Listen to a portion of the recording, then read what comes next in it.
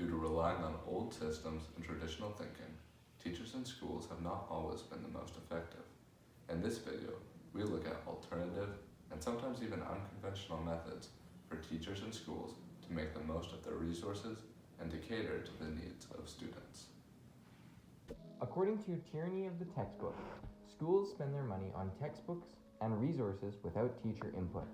Because teachers are going to be the ones that have to teach the curriculum, it doesn't make sense for school administration to neglect the teachers' opinions and spend the budget on standard textbooks.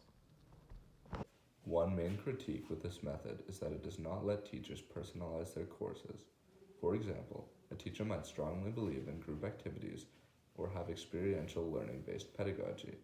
In this case, the course budget is being used, or wasted, on textbooks that are not going to be connected to the class, or it will force teachers to adjust their teaching strategies. Another flaw with this method is that textbook course material packets often have a very set script that teachers must follow in order to keep up with the course. Not only does this diminish the teacher's ability to address the BC curriculum in a way that they desire, but this system is out of touch with the needs of the students. Because all teaching is predetermined, each class cannot be considerate of the students' interests and personal learning styles. In other words, the class is not student, or even really teacher, directed or centered. And it has a complete lack of autonomy and freedom to explore what the students are interested in and passionate about. Comparing this to inquiry-based science labs, the students have an opportunity to grow in their learning by making choices and discoveries for themselves. It is true that teachers do not always have the time nor training to review countless possible resources and then ask the school to purchase them.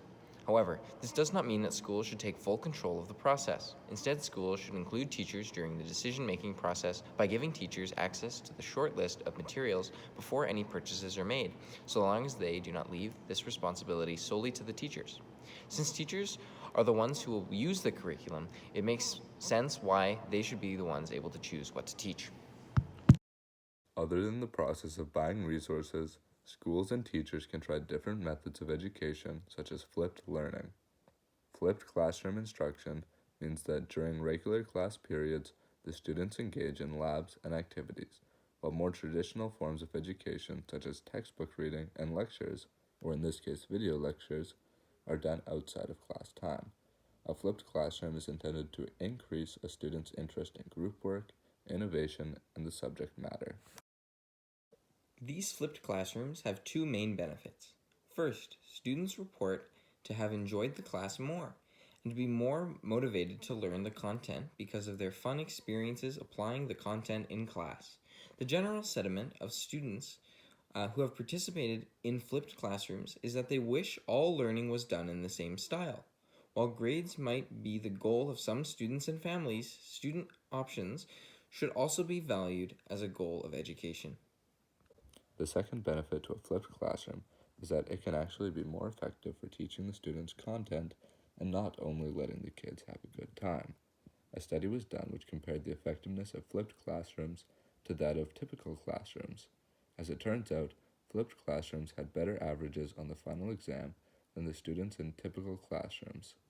Therefore, this study shows the effectiveness of hands-on learning. To conclude this video, I'd like to remind you that it's really important to keep students in mind when teaching.